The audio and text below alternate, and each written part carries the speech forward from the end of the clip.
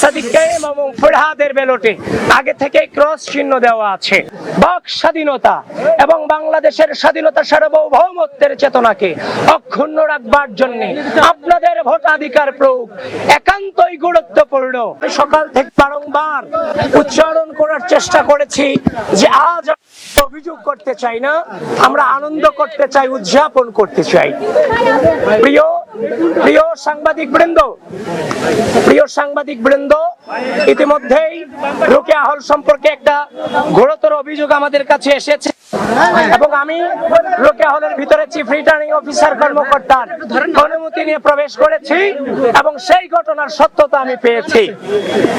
একজন শিক্ষার্থী, তাকে যখন ব্যালট দেওয়া হয়েছে, সে যখন ব্যালট নিয়ে গিয়েছে ভোট কেন্দ্রে, বুথে প্রবেশ করেছে, তারপর গিয়ে দেখতে পেল সাদিক কায়েম এবং ফরহাদের ব্যালটে আগে থেকে ক্রস চিহ্ন দেওয়া আছে। সুতরাং যেটা বর্তমান নতুন বাংলাদেশের রাজনৈতিক পরিপ্রেক্ষিতে যেটা অশনি সংকেত, আমি দ্রুত ভোট কেন্দ্রে প্রবেশ করেছি, ম্যাডামদের সাথে কথা বলেছি, তারাও বলেছে এটা কিভাবে হয়েছে তারা জানেন না।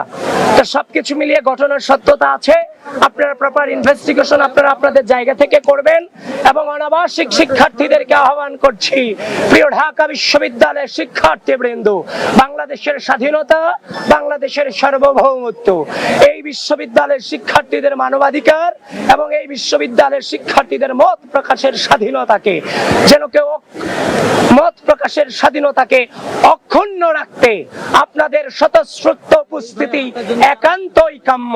প্রিয় অনাবাসিক শিক্ষার্থীবৃন্দ, যে অবস্থায় আছেন, আপনারা ঢাকা বিশ্ববিদ্যালয়ের কেন্দ্রগুলোতে চলে আসেন, ভোটাধিকার প্রয়োগ করেন। এদেশের মানবাধিকার, বাক স্বাধীনতা এবং বাংলাদেশের স্বাধীনতা সার্বভৌমত্বের চেতনাকে অক্ষুণ্ণ রাখবার জন্য আপনাদের ভোটাধিকার প্রয়োগ একান্তই গুরুত্বপূর্ণ।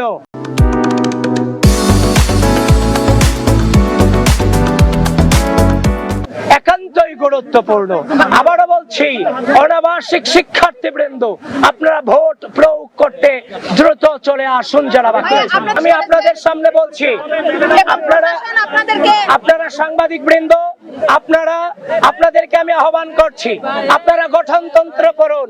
গঠনতন্ত্রতে বলে দেয়া আছে পুলিং এজেন্ট এবং প্রার্থীরা ভোট কেন্দ্রে প্রবেশ করতে পারবে। এটা স্পষ্টভাবে লেখা আছে হচ্ছে যে আপনার গঠনতন্ত্রে।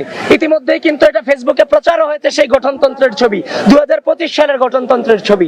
অনিয়মের অনেক অভিযোগ আমরা করতে পারতাম সকাল থেকে, যেমন আমাদেরকে প্রপারলি পরিচয় কার্ড আমাদেরকে দেওয়া হয়নি, হল বুথগুলোতে দু একটা বুথে আমি প্রবেশ করতে পেরেছি, বাদ বাকি সবগুলোতে আমাদেরকে এতিমের মতো কেন্দ্রের সামনে দাঁড় করায় রাখা হয়েছে।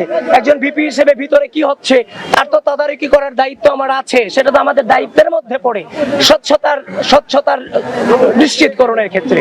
তো সুতরাং যারা আমার বিরুদ্ধে এই ধরনের অভিযোগ করেছে এবং যারাই আচ্ছা যে গঠনতন্ত্র না পড়ে এই সংবাদটা যারা ঢালাওভাবে প্রচার করেছেন, আমি আপনাদের আহ্বান করব, এই জুলুম গুলা করা উচিত নয়। কারণ যখন আপনি এগুলো করে ফেলেন, এগুলোর ক্লারিফিকেশন দেওয়ার পর আগেই চরিত্র হনন করে ফেলা হয়। সুতরাং এখনো পর্যন্ত সজ্ঞানে এই নির্বাচনকে সর্বোচ্চ সহযোগিতা করে যাচ্ছি, কোন প্রকার বাধা তো দূরের কথা, বিন্দু পরিমাণ হচ্ছে যে আপনার আচরণ বিধি লঙ্ঘনের চেষ্টাটুকু আমরা করছি না। আবিদ ভাই, অভিযোগ করা হচ্ছে যে 21 হলে আপনাদের নামে যে ব্যালট গুলো রয়েছে সেখানে ক্রস চিহ্ন দেওয়া আছে, বিশেষ করে কাদের এবং বাকের বলেছে, এই বিষয়ে কি বলবেন? এখনো এবং সে খবরটা আমার কাছে আসেনি। ইতিমধ্যেই রোকেয়া হল সম্পর্কে যে যাব উদয়ন স্কুলে, সেখানে ওই সম্পর্কে আমাকে জানতে হবে, তারপর আমি মন্তব্য করতে পারবো। এর আগে আমার মন্তব্য করা সম্ভব। আমি আবারও বলছি, ঢাকা বিশ্ববিদ্যালয়ের অনাবাসিক শিক্ষার্থীবৃন্দ, আজকের এই দিন বাংলাদেশের দিন, বাংলাদেশের বিজয়ের দিন, বাংলাদেশ পন্থীদের বিজয়ের দিন, বাংলাদেশের ভোটাধিকার, বাংলাদেশের স্বাধীনতা, ঢাকা বিশ্ববিদ্যালয়ের শিক্ষার্থীদের মত প্রকাশের স্বাধীনতা টিকিয়ে রাখার দিন। আপনারা কোনোভাবেই অলসতা দেখিয়ে বাসায় বসে